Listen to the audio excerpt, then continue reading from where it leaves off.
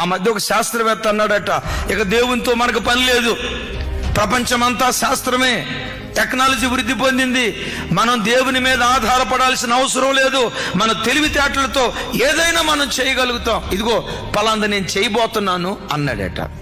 మీలాంటి జ్ఞానం కలిగిన ఒక మనిషి అన్నాడట, నిజమేనయ్యా, దేవునితో మనకేం పని లేదు, సైన్స్తో నువ్వు బ్రతుకుతానంటావు, బ్రతుకు, అయితే నీవేదో తయారు చేయబోతున్నాను అంటున్నావు కదా, నువ్వు బ్రతకాలనుకుంటున్నావు కదా, అయితే ఒకటి, దేవుడు కలుగు చేసిన వాటిని వినియోగించకుండా నువ్వు తయారు చేయి, దేవుడు కలుగు చేసిన వాటిని వినియోగించకుండా నువ్వు బ్రతుకు అన్నాడట.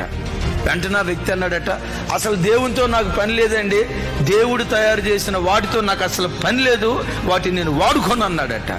వెంటనే భక్తి కలిగిన వాడు అన్నాడట, గాలి పీల్చుకోవటం ఆపేయి అన్నాడంట. ఈ ఆక్సిజన్ ఇచ్చింది ఎవరు?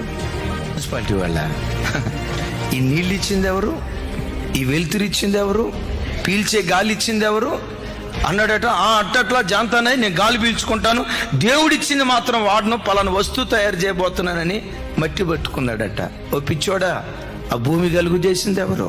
దాని మీద నీళ్లు పోస్తున్నావు కదా, ఆ నీళ్ళు ఇచ్చింది ఎవరు? దైవజనమా, కష్టపడి పని చేసింది నీవై ఉండొచ్చు, కష్టపడటానికి కావలసిన సామర్థ్యం, వనరులు, వస్తువులు, వ్యక్తులను సమకూర్చింది మాత్రం నీ దేవుడైన యెహోవా.